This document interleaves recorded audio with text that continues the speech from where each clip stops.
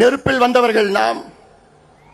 நமக்கு மட்டும்தான் ஒரு புராணம் இருக்கிறது. இந்தியாவிலே நம் சமுதாயத்துக்கு மட்டும்தான் ஒரு புராணம் இருக்கிறது, வேறு எந்த சமுதாயத்தும் கிடையாது. காரணம் நாம் பண்ணிக்கொள்ள சத்திரியர்கள் தான். மற்ற தலைவர்கள் போன்று கிடையாது. நீ அத்துமீறு, அது செய், இதை செய்யல நான் சொல்ல மாட்டேன். நீ அமைதியா இரு, படிச்சு வேலைக்கு போய் உன் குடும்பத்தை காப்பாத்த, அப்புறம் கட்சிக்கு வா. இதுதான் என்னுடைய நோக்கம். என்ன, என் தம்பியோ தங்கையோ ஒரு வழக்கு கூட நீ வாங்கக்கூடாது. ஒரு கட்சி மாநாடு ஒண்ணு கொஞ்ச நாளைக்கு முன்னாடி நடக்குது. நம்ம பசங்க யாருமே படிக்கிறதே இல்லை, நம்ம எல்லாம் வேஸ்டா போயிட்டோம், எல்லாருமே கேஸ் இருக்கு, இந்த மாதிரிலாம் இருக்கக்கூடாதுன்னு ஒரு ஸ்டேட்மெண்ட் ஒருத்தர் சொல்றாரு. அப்ப அந்த பசங்களை அவ்வளவு நாள் அப்படி வச்சிருந்தது யாரு? அவங்கதான். அதே மேடையில இன்னொன்னு நம்ம எப்படிப்பட்ட ஜாதி தெரியுமான்னு பேசுறாரு. இப்ப யாரும் அவங்க கன்ஃபியூஸ் பண்றாங்க?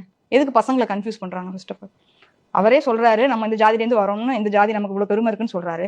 அதையும் சொல்றாங்க, நீங்க நல்லா படிங்க, வேலை உண்டு, நீங்க உண்டுன்னு இருங்கன்னு சொல்றாங்க. எதுக்காக இந்த கன்ஃபியூஷனை கிரியேட் பண்றாங்க? அவங்க ஃபேமிலியில இருக்கவங்க எல்லாம் எப்படி இருக்காங்கன்றதை நம்ம எல்லாருமே பாக்குறோம்.